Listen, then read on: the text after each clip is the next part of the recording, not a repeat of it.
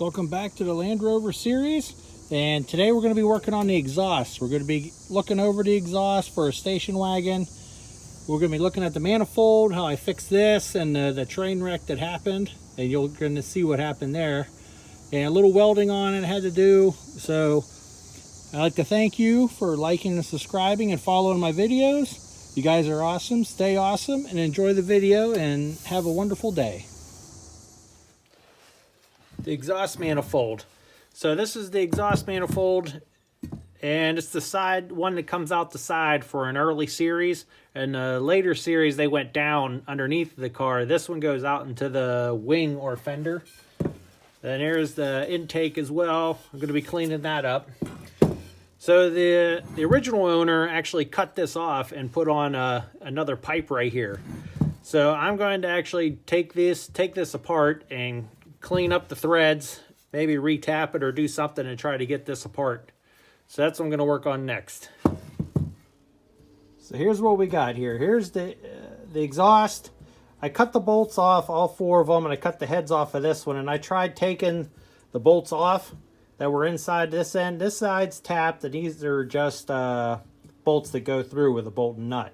But these ones are actually tapped in, so you can see the manifold kind of goes up inside like this. So I took it out and I tried tapping up. These are M8s studs that I got are here, but I'm going to tell you more about it here. So I took this one out in the hole. I just had to drill it out completely.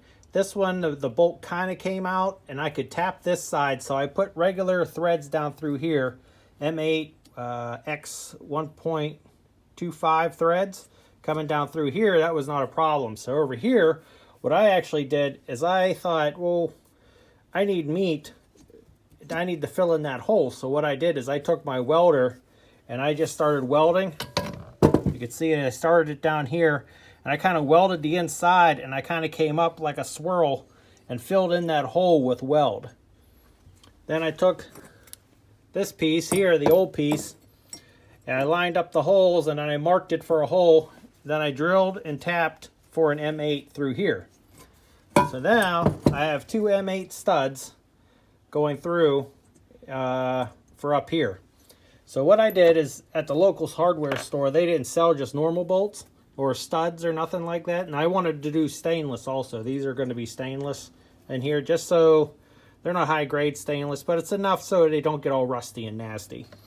So what I did is I bought longer ones of these and I threaded it down in there and I cut the tops off of them to make a stud. And here's the little piece actually. This was actually up on top of it like this. I bought longer ones so then I could make these both the same length just by cutting them off with a cutoff wheel. So I cut them off and then I kind of go around the edge like this to put a chamfer around there. So then the nut, there you go, all right. Nut, get in, twist right down on there. See? So I put, whoops, that's all right. So I put M8s here, and then I'm going to use these other bolts here for here to bolt it in this way.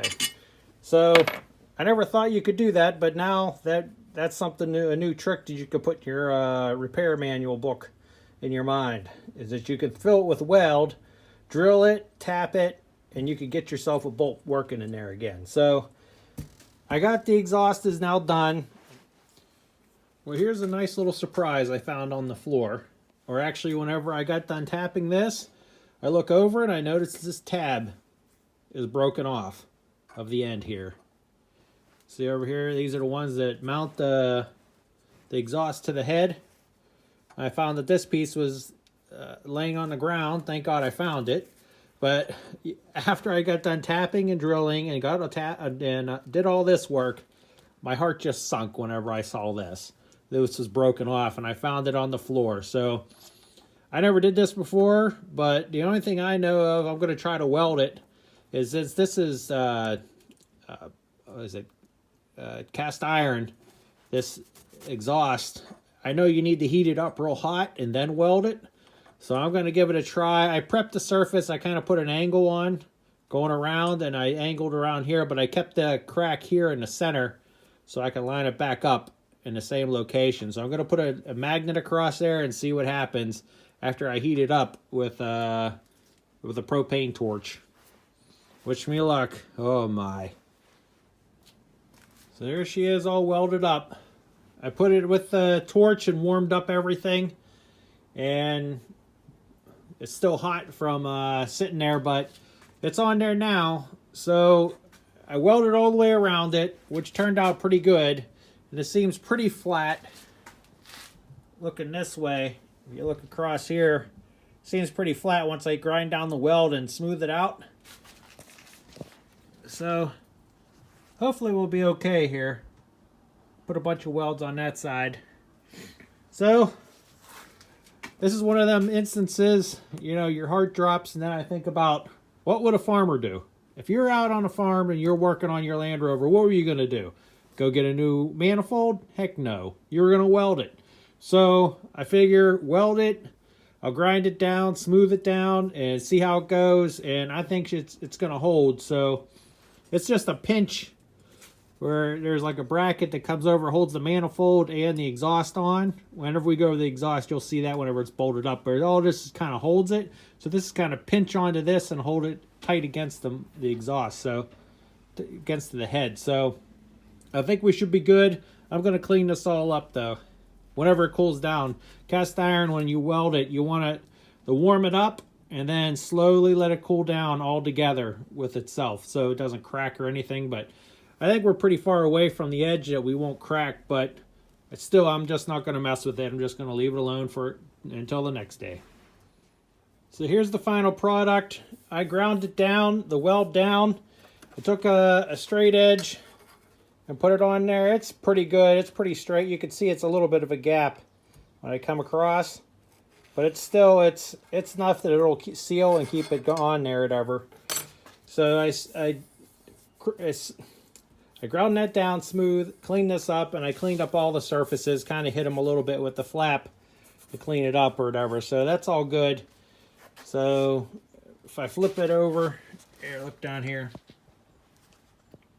Cleaned up that weld a little bit there too. So I think we're good. There's no cracks or nothing that I see. So I think we're good to go. Exhaust is now done, and you just saw that with that train wreck going on there. And then the manifold, I just kind of cleaned up the edge on this one. And I also did the same thing on this side.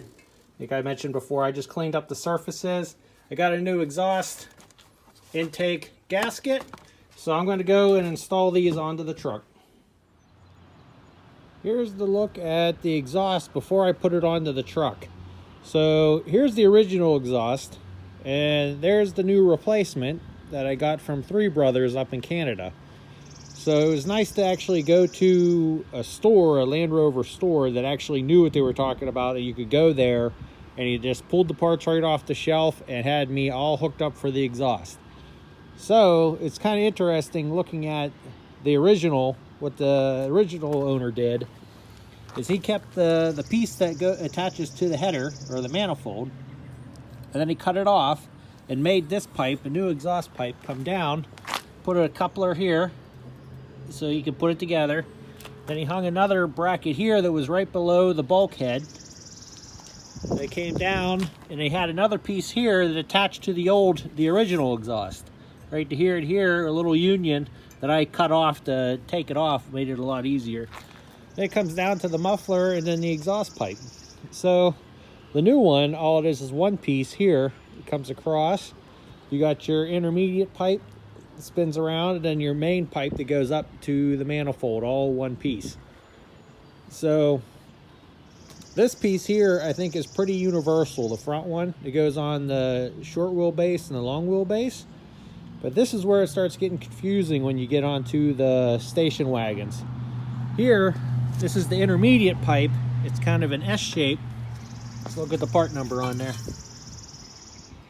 And yes, it's BritPart. 500289 is the piece that transitions over to here. And then this is, the exhaust number is 599378. So the piece here, these two pieces here are the ones that are kind of odd when you're trying to look them up online. You can't really find them, but and good pictures of them either. So, but this I found is pretty universal. That's what I'm guessing, I think. So if you have a station wagon, you can use those part numbers. It might get you in the right direction. And also, he gave me the hangers. There's a rear hanger here, a hanger there that goes to the muffler here, and then there's one hanger here that attaches around in this space here. I think it might attach right there, but not sure, but we'll see when we install it. And it goes all the way up, which I think this is a pretty long run from here to there. That's probably why the original owner put that bracket there, that mount about right there to help hold it, because it seems to be really, I would imagine that's pretty wiggly altogether. So let's see, then we got the gaskets. He gave me new copper gaskets to go in between here as well, so the whole kit. So the exhaust looks like it's almost the exact same curve, so it's pretty close to the original. The only thing I did notice is that the original exhaust had a little 45 cut off the end, where these ones are just straight going across. So there's a pretty good comparison there from the original to the new one. So it's pretty cool.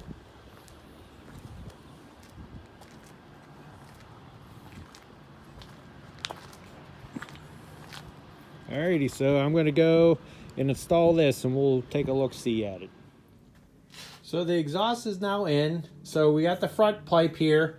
What I did was, even though they're Phillips head, which is funny, but they're stainless steel, and it's the only thing I could find locally around me were stainless steel ones.